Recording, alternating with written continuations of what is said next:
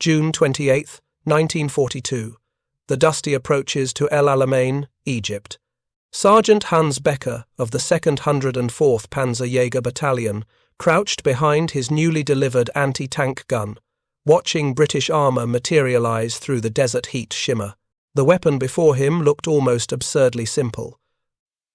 A long 75mm barrel mounted on a split-trail carriage with a shield barely thick enough to stop rifle rounds.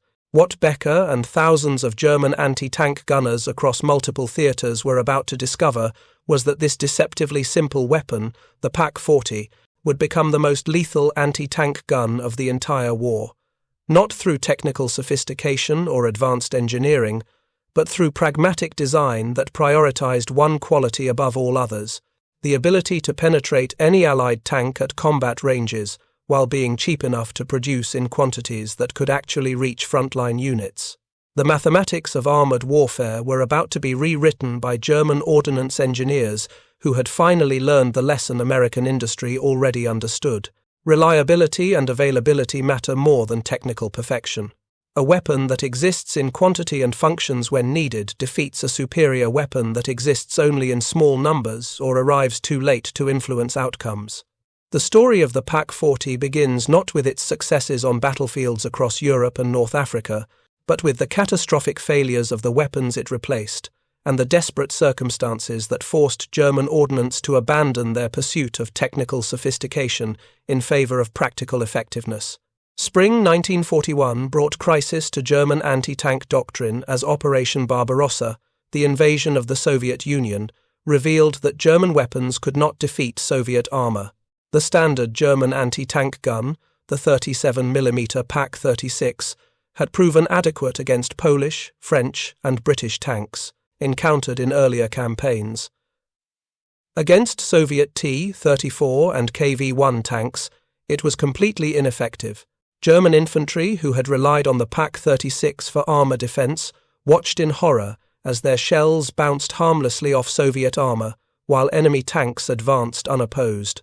Crews nicknamed the weapon the Heeresangklopfgerät, the army door knocker, because it could announce your presence to enemy tanks but not actually harm them. The psychological impact on German infantry was devastating.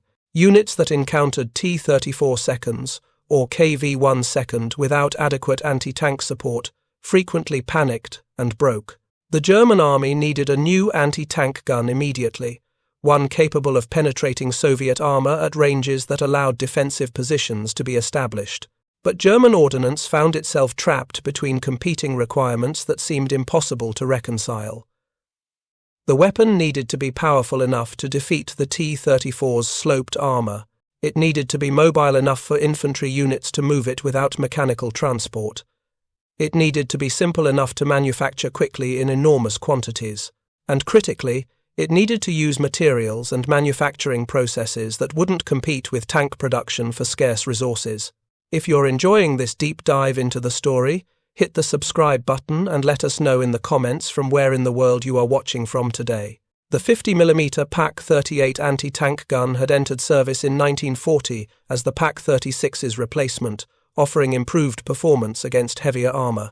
Against the T-34, it was marginally effective at close ranges, but struggled to achieve reliable penetrations beyond 500 metres. Against the KV-1's thicker armour, it was nearly useless at any range. German infantry needed something far more powerful. The 75mm Pak-97/38 represented a desperate interim solution created by mounting captured French 75mm guns on German carriages. These improvised weapons provided adequate penetrating power, but suffered from poor ammunition supply, limited traverse, excessive muzzle flash that revealed positions, and generally poor ergonomics that made them difficult to operate under combat conditions. They were emergency measures, not solutions. German ordnance officers knew exactly what they needed: a purpose-designed 75mm anti-tank gun with sufficient power to defeat any Allied tank at combat ranges, mobile enough for infantry deployment, and manufacturable in quantities measured in thousands per month rather than hundreds. The challenge was creating such a weapon within Germany's increasingly strained industrial capacity. By mid-1941, German industry faced constraints that would only worsen as the war continued. Strategic materials, including tungsten, molybdenum, and nickel, were already in short supply. Skilled labor was increasingly scarce as workers were conscripted for military service. Manufacturing capacity was stretched between competing demands from tank production, aircraft production, ammunition production, and dozens of other weapons programs. Allied strategic bombing, though not yet at its peak intensity, was already disrupting production schedules and destroying facilities. Within these constraints, Rheinmetall-Borsig began developing what would become the PaK 40 inches late 1941. The design team faced a fundamental challenge that defined every aspect of the weapons development. Create a gun powerful enough to defeat the T-34 and any foreseeable Allied tank while using only materials and manufacturing processes that wouldn't strain German industrial capacity.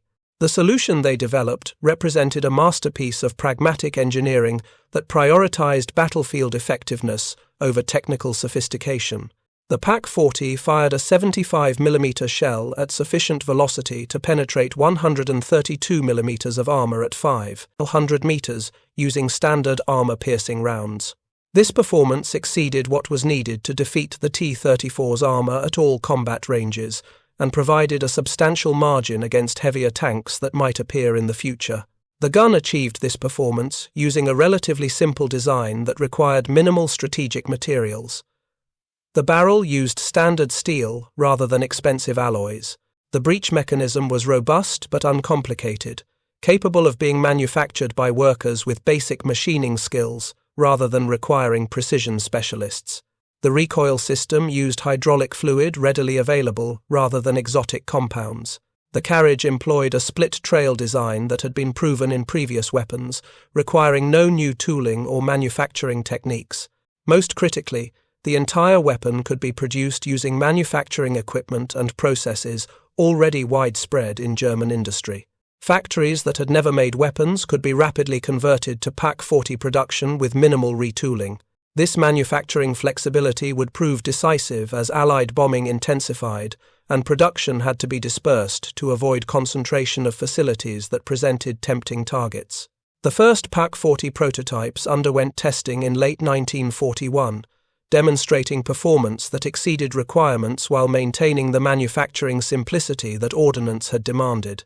The weapon entered production in November 1941, with deliveries to frontline units beginning in early 1942. Production ramped quickly as multiple factories began manufacturing components and final assembly spread across numerous facilities. By mid-1942, PaK 40 production exceeded 1,000 units per month. By 1943, monthly production reached nearly 1,500 units. Total wartime production would eventually reach 23,253 guns, making it the most produced German anti-tank gun of the entire war and one of the most manufactured artillery pieces of any type by any nation. This production achievement represented exactly what German ordnance had intended, a weapon available in sufficient quantities to actually equip the units that needed it, rather than existing only in small numbers that forced commanders to carefully ration employment. Every German infantry division received PaK 40 seconds for its anti-tank battalion. Panzerjäger battalions at corps level fielded substantial numbers. Even depleted units falling back during retreats often retained their PaK 40 seconds because the weapons were common enough that losing one didn't create an irreplaceable gap.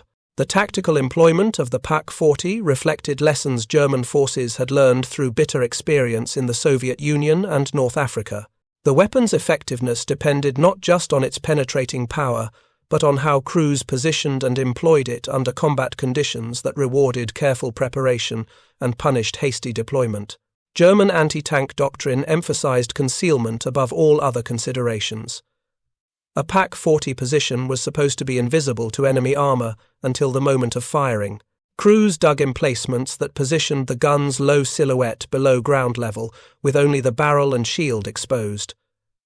They carefully arranged camouflage to break up the weapon's outline. They established multiple firing positions and planned withdrawal routes that allowed crews to displace before enemy artillery located them.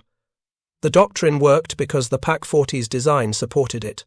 The weapon's relatively low height of 1 meter and 25 centimeters made it easier to conceal than taller weapons.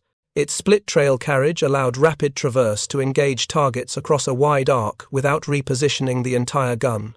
The shield, though thin, provided protection against small arms fire and shell fragments that might injure crew members during engagements. German crews learned to fire from ambush ranges where their first shot had high probability of achieving penetration and often knocked out enemy tanks before they could identify the threat. A Pak-40 concealed in tree line 500 meters from a road could engage passing tanks with near certainty of penetration while remaining effectively invisible until after firing. By the time enemy forces located the gun position and brought supporting weapons to bear, well-trained crews had already displaced to alternate positions or withdrawn entirely. The arrival of Pak-40 seconds at the front transformed German defensive capabilities against Allied armor in ways that statistics alone cannot fully capture. Infantry units that had felt helpless against T-34 seconds suddenly possessed weapons that could engage Soviet tanks on favorable terms. The psychological impact on both German defenders and Soviet attackers proved as significant as the tactical effectiveness. German infantry, who watched Pak-40 rounds punch through T-34 armor at ranges exceeding 500 meters, regained confidence in their ability to hold positions against armored assault. Soviet tank crews who had advanced aggressively, knowing German infantry lacked effective anti-tank weapons, learned to approach German positions cautiously, aware that concealed 75mm guns might be waiting in ambush. This shift in tactical psychology influenced how battles developed and often determined their outcomes. North Africa provided the first major combat test of Pak-40 effectiveness during the desperate defensive battles around El Alamein in mid to late 1942. German and Italian forces, heavily outnumbered and outproduced, relied on defensive tactics that maximized the value of what limited equipment they possessed. Pak-40 seconds, positioned in carefully prepared positions, became linchpins of defensive lines that had to withstand repeated British armoured attacks. British forces attacking at El Alamein encountered German anti-tank defences, built around Pak-40 seconds that could penetrate their Crusader and Grant tanks at any combat range.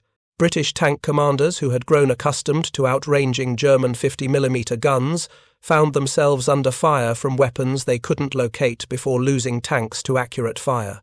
The Pak-40's ability to engage effectively at extended ranges meant German defenders could establish killing zones that forced British armour to advance under fire across hundreds of metres of open ground. British after-action reports from El Alamein operations documented significant tank losses to German anti-tank guns, many attributed to the newly encountered 75mm weapons.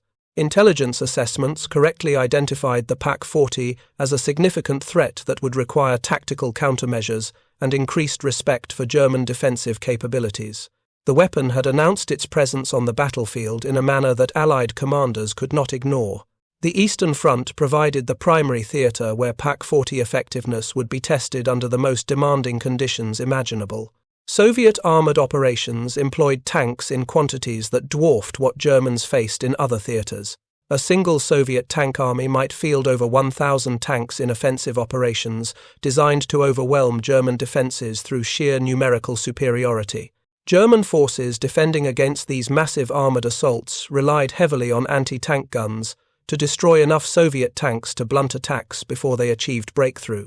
Pak-40 seconds positioned in defensive depth became the foundation of German anti-tank defense.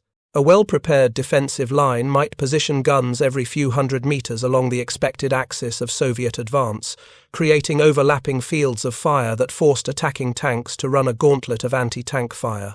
Soviet tank crews advancing toward German positions often came under fire from multiple concealed Pak-40 seconds, simultaneously, making evasive maneuvers difficult and losses severe. German defensive doctrine emphasized fighting from successive positions that allowed anti-tank guns to fall back to prepared alternate positions when enemy pressure became overwhelming. A Pak-40 crew might engage Soviet tanks from an initial position, fire until enemy artillery began targeting their location, then displace rearward to a secondary position and resume firing. This flexible defense consumed ammunition and extracted casualties from Soviet armor while preserving the guns for continued employment. Soviet forces learned to respect German anti-tank defenses built around Pak-42s through costly experience. Tank commanders developed tactics to suppress anti-tank guns before advancing armor, using artillery preparation fires and infantry assaults to neutralize guns before committing tanks. These countermeasures were often partially effective, but German guns positioned in depth and well camouflaged frequently survived preparation fires and engaged Soviet tanks despite elaborate precautions. The summer of 1943 brought Operation Citadel, Germany's last major offensive operation on the Eastern Front, aimed at eliminating the Kursk salient and regaining strategic initiative. German forces assembled massive concentrations of armor, including Panthers and Tigers, in the heaviest armored formations Germany would ever field.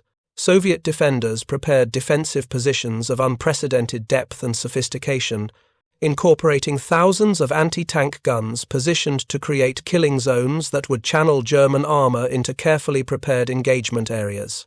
If you find this story engaging, please take a moment to subscribe and enable notifications.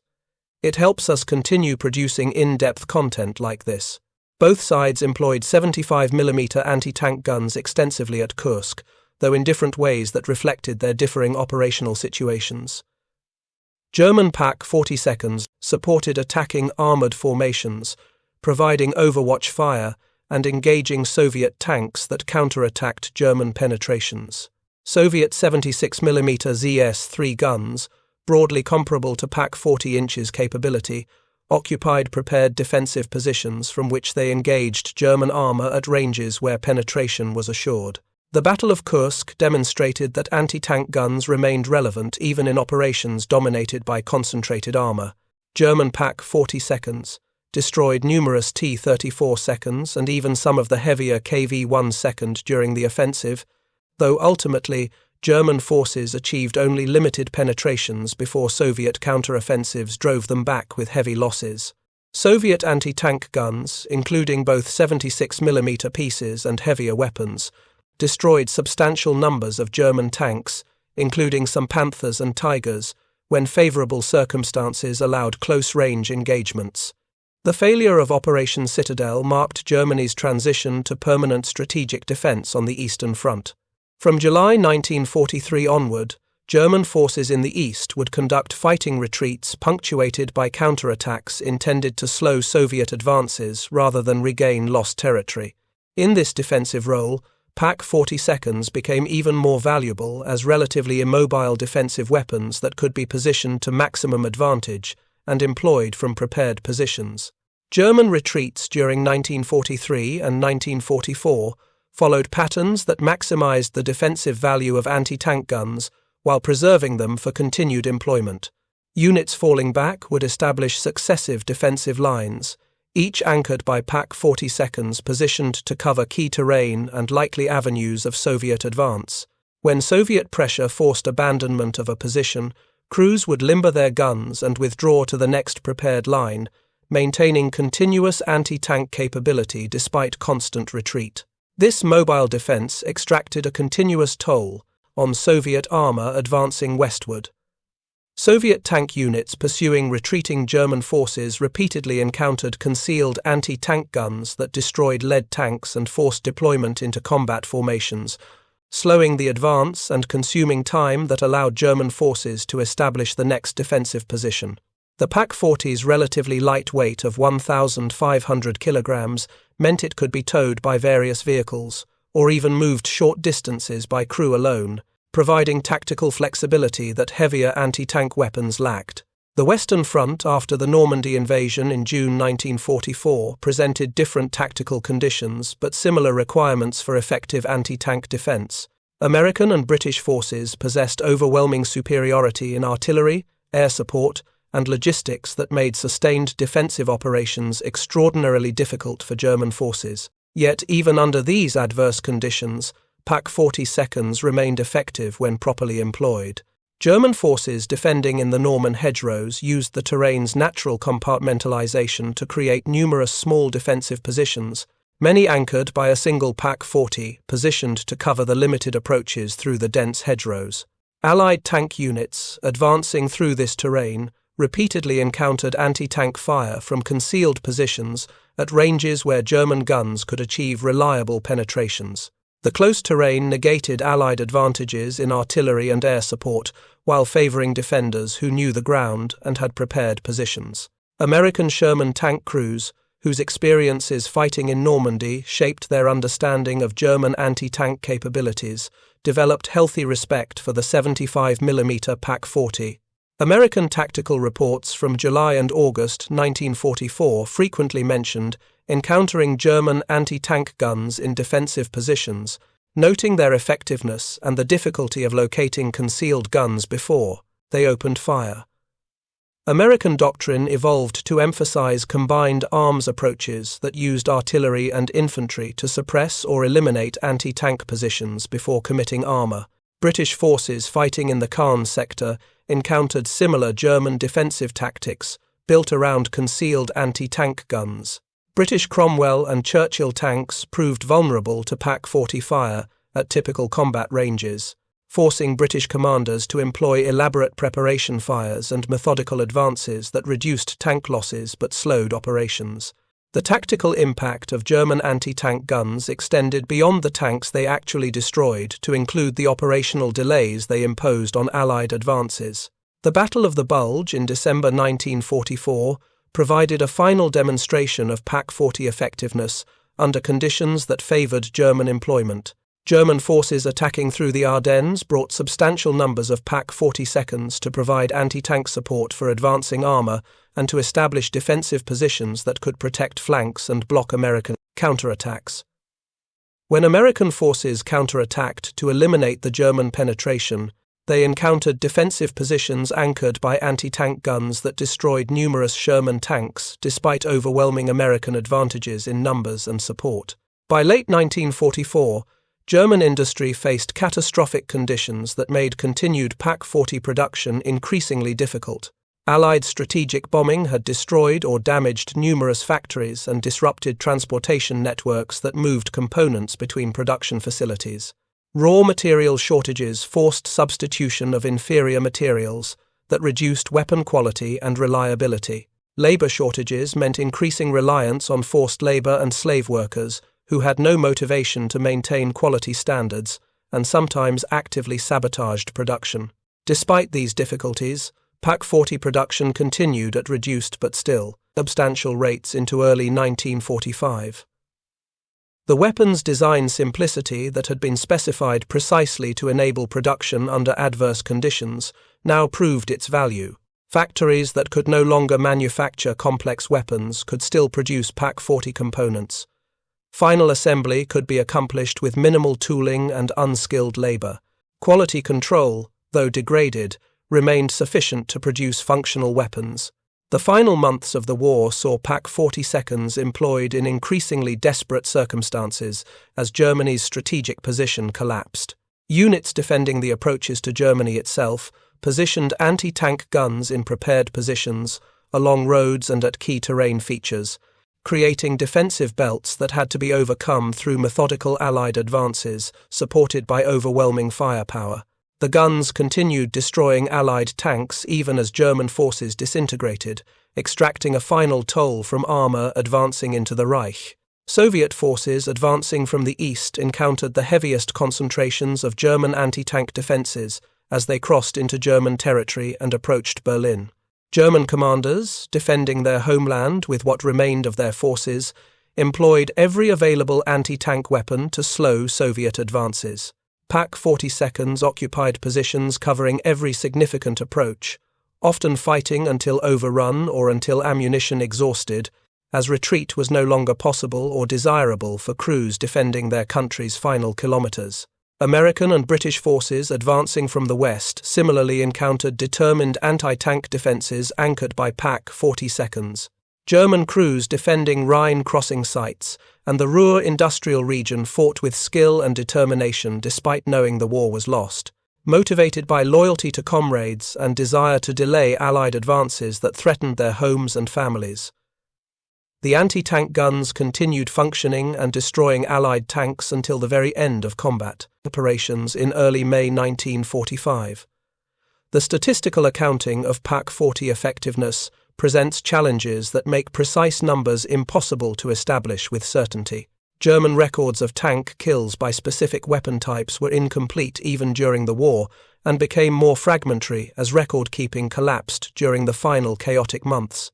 Allied records of tank losses distinguished between losses to various causes, but often could not identify the specific weapon that destroyed a particular tank. Post-war analysis attempted to reconcile these incomplete records, but acknowledged significant uncertainty in final figures. The claim that PaK-40 seconds destroyed 23,000 Allied tanks represents an estimate based on partial data and reasonable assumptions, rather than precise documentation. The number appears in various historical assessments of German anti-tank effectiveness, derived from analysis of total German anti-tank gun production, estimated average kills per gun, and allocation of Allied tank losses between various causes. The actual number might be somewhat higher or lower, but the order of magnitude is consistent with available evidence. What remains certain is that the PaK-40 destroyed more Allied tanks than any other German anti-tank gun, and likely more than any single German tank type. The weapon's combination of adequate performance, simple design, enabling mass production, and availability, in quantities that allowed widespread deployment, made it decisively more effective at the strategic level than technically superior weapons that existed only in limited numbers. The comparison with German tank destroyer vehicles illuminates the PaK-40's cost-effectiveness and strategic value. Germany produced numerous self-propelled anti-tank vehicles throughout the war, mounting powerful guns on tracked chassis that provided mobility and protection for crews. These vehicles, including the Marder series, Hetzer, Jagdpanzer IV, and Jagdpanther, offered significant tactical advantages over towed guns and achieved impressive combat records. However, tank destroyers required chassis, engines, transmissions, and numerous components that competed directly with tank production for limited resources. A Hetzer tank destroyer mounting a 75mm gun cost approximately as much to produce as a Panzer IV tank. A Jagdpanther with its powerful 88mm gun cost more than a Panther tank. Production capacity devoted to tank destroyers reduced tank production proportionally, forcing difficult trade-offs between mobile anti-tank capability and offensive armoured power. The PaK-40, by contrast, required no chassis, no engine, no transmission, and minimal strategic materials. The entire weapon could be produced for a fraction of what a tank destroyer cost, allowing Germany to field anti-tank capability at scale that self-propelled vehicles could never match. A single factory producing 200 Hetzer tank destroyers per month could theoretically produce over 1,000 PaK-40 seconds, using the same resources and labour, though different manufacturing processes made direct comparison imperfect. This cost-effectiveness meant Germany could afford to lose PaK-40 seconds in combat at rates that would be unsustainable for more expensive weapons. A gun destroyed in combat represented a manageable loss that could be replaced from production within weeks. A tank destroyer destroyed represented resources equivalent to multiple anti-tank guns, resources that Germany increasingly could not afford to lose, as industrial capacity degraded under Allied bombing and material shortages intensified. German tactical doctrine reflected this reality by accepting that towed anti-tank guns would suffer higher loss rates than self-propelled vehicles, but could be employed more aggressively, precisely because they were more expendable. PaK-40 crews defending critical positions often fought until overrun, accepting likely loss of the Duskete weapon because replacement was possible, and the tactical benefit of holding the position justified the cost. Tank destroyer units, conversely, received orders to preserve their vehicles and withdraw before being overrun, as losing self-propelled guns was strategically unacceptable. The PaK-40's operational impact extended beyond the tanks it destroyed, to include the psychological effect on Allied tank crews and the tactical constraints it imposed on Allied operations. American and British tank commanders, who knew German positions likely contained 75mm anti-tank guns, approached with appropriate caution, employing combined arms tactics that reduced tank losses but slowed advances. Soviet tank crews, despite often facing German defenses in overwhelming numerical superiority, learned to respect German anti-tank capabilities and developed elaborate suppression procedures. This psychological impact and the operational delays it created represented genuine strategic value that statistical kill counts alone cannot capture. A PaK-40 that forced Allied forces to conduct methodical preparation fires and infantry assaults before advancing armor had achieved significant tactical success even if it never fired a shot. The time consumed by these cautious approaches allowed German forces to prepare subsequent defensive positions, extract units threatened with encirclement, and generally delay Allied advances in ways that prolonged the war. The technical limitations of the PaK-40 deserve examination for historical completeness, as the weapon was far from perfect despite its effectiveness. The gun's penetrating power, while adequate against most Allied tanks at typical combat ranges, struggled against the heaviest Allied armor that appeared in increasing numbers from 1944 onward. Soviet IS-2 heavy tanks with thick frontal armor resisted PaK-40 penetration except at close ranges and favorable angles. British Churchill tanks with their heavy armor similarly proved difficult targets that often required multiple hits to disable. American M26 Pershing heavy tanks, though produced only in limited numbers and arriving late in the war, possessed frontal armor that PaK-40 could not reliably penetrate beyond close range. The weapon that had been designed to defeat the T-34 and provided substantial capability against that threat found itself increasingly challenged by heavier tanks it had not been designed to engage. German crews learned to target these heavy tanks from flanks or use specialized ammunition when available, but the fundamental limitation remained. The PaK-40's mobility, adequate for defensive operations, proved problematic during retreats conducted under heavy enemy pressure. The weapon required a vehicle or horses for towing over any significant distance, creating logistical dependencies that became critical as German transportation assets dwindled. Units retreating rapidly often abandoned PaK-40 seconds that could not be moved, losing weapons that might have been preserved with adequate transport. The accumulated loss of guns through abandonment during retreats exceeded combat losses in some periods, representing strategic waste that Germany could ill afford. Crew vulnerability represented another inherent limitation of towed anti-tank guns that no amount of clever employment could fully mitigate. The shield provided minimal protection against shell fragments and small arms fire, but offered no defense against direct hits from tank guns or artillery. Crews engaging enemy armor exposed themselves to return fire that could wound or kill them even when their gun survived. Artillery fire called in response to anti-tank fire frequently caused crew casualties that rendered guns inoperative, even though the weapons themselves remained undamaged.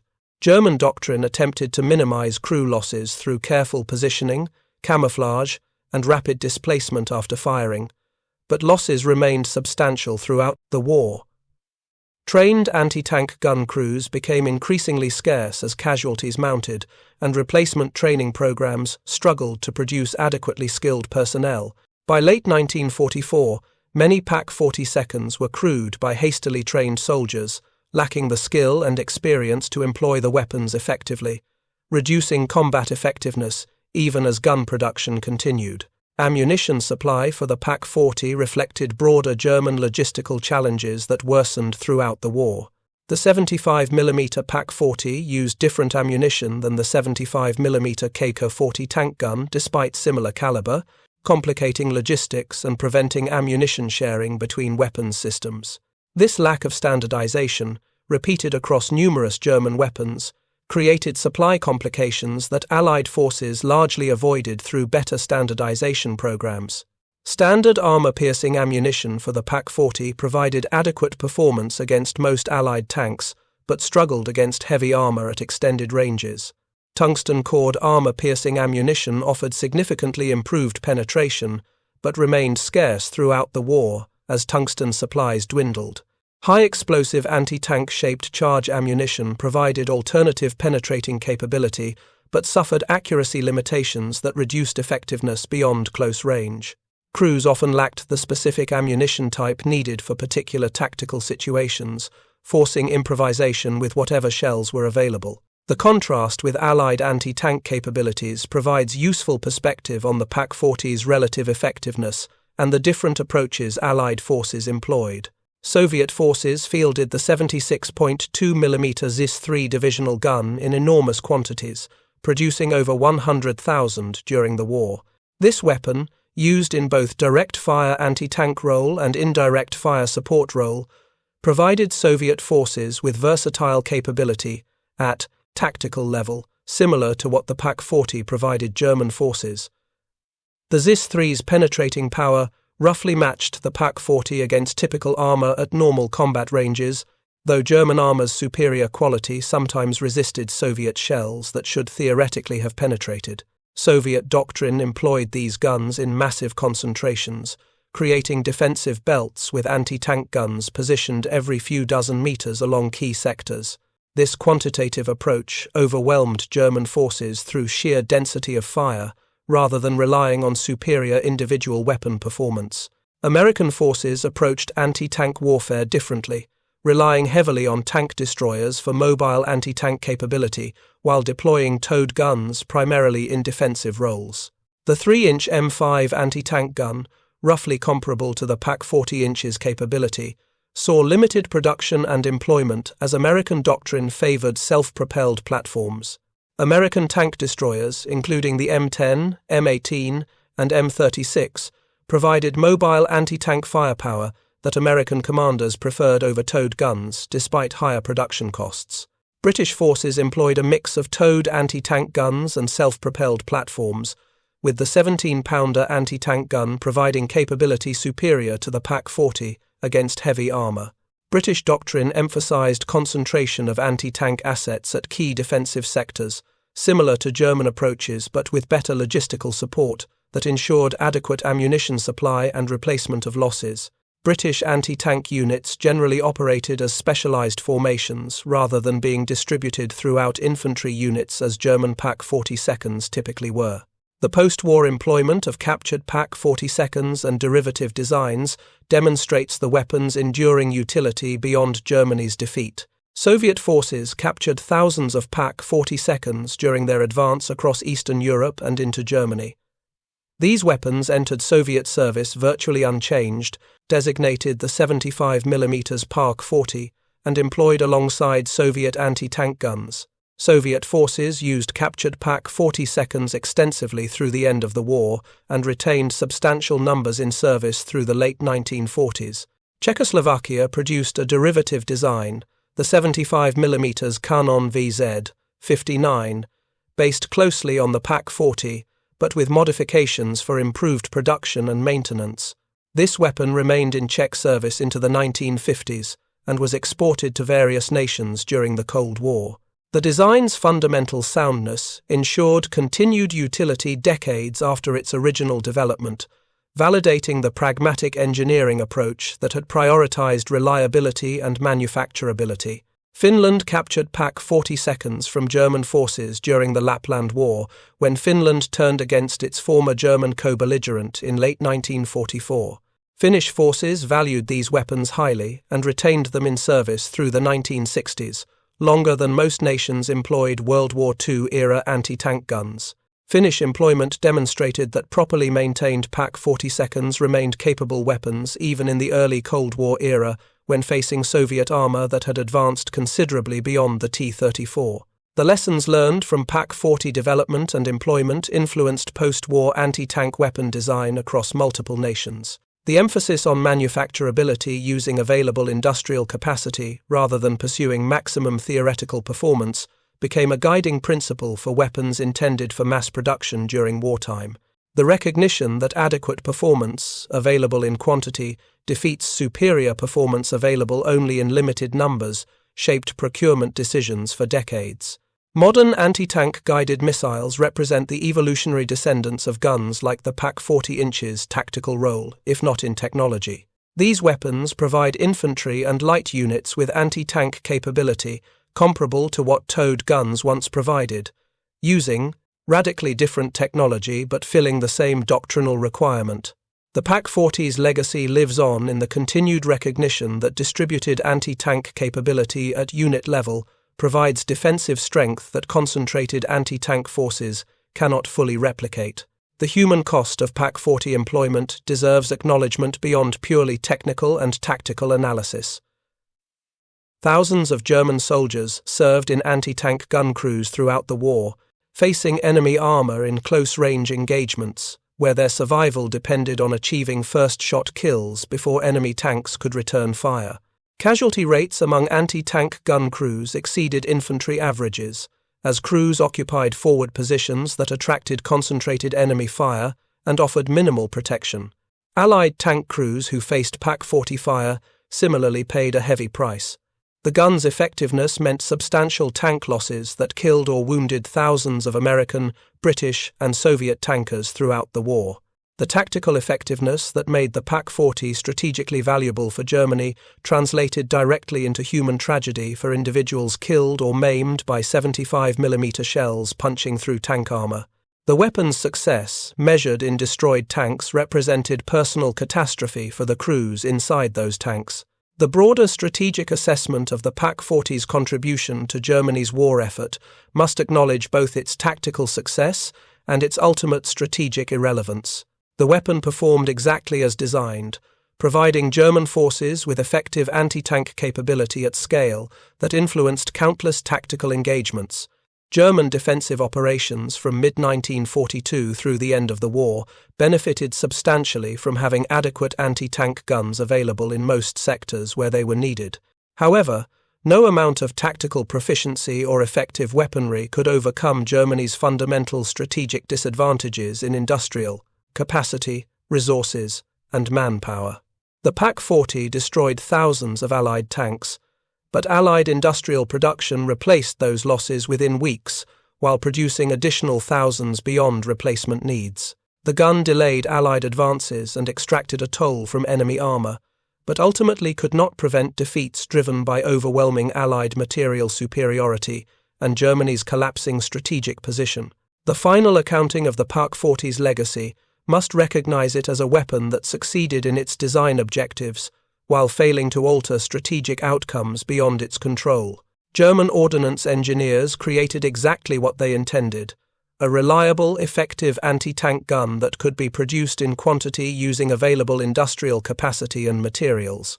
The weapon performed admirably under conditions that grew progressively more adverse as Germany's position deteriorated.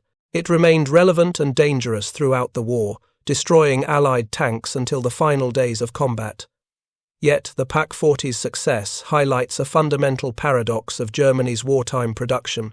When German industry focused on pragmatic, manufacturable designs that prioritized adequate performance and reliability over technical sophistication, it produced effective weapons like the PaK-40 that could be fielded in meaningful quantities. When it pursued technically advanced designs that looked impressive on paper but required scarce materials and complex manufacturing, it produced weapons like the Tiger tank that achieved tactical success, but strategic irrelevance due to limited numbers.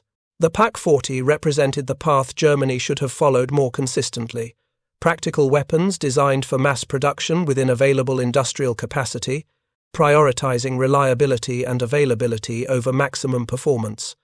Had this approach been applied more broadly to German weapons development, the war's outcome would not have changed given the vast disparities in overall industrial capacity, but German forces might have been more consistently and adequately equipped with weapons that functioned reliably when needed. June 28, 1942, when Sergeant Hans Becker and his crew first engaged British armor with their newly delivered PaK-40, marked the beginning of a weapons combat service that would continue until Germany's surrender nearly 3 years later. The simple 75mm gun that looked so unpretentious compared to more sophisticated German weapons would prove to be one of the most effective anti-tank systems Germany fielded during the entire war.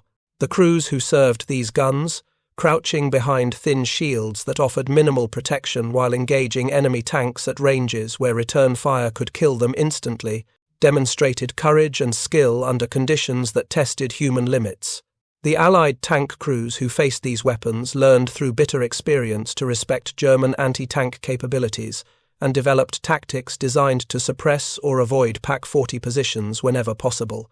The weapon's legacy extends beyond its tactical effectiveness to encompass broader lessons about industrial warfare and the relationship between technical sophistication and strategic success. The Pak-40 succeeded precisely because it avoided the pursuit of technical perfection in favor of pragmatic effectiveness that could be achieved within real-world constraints. This lesson, learned at tremendous cost during World War II, remains relevant for military planners facing the perpetual tension between desired capability and achievable production.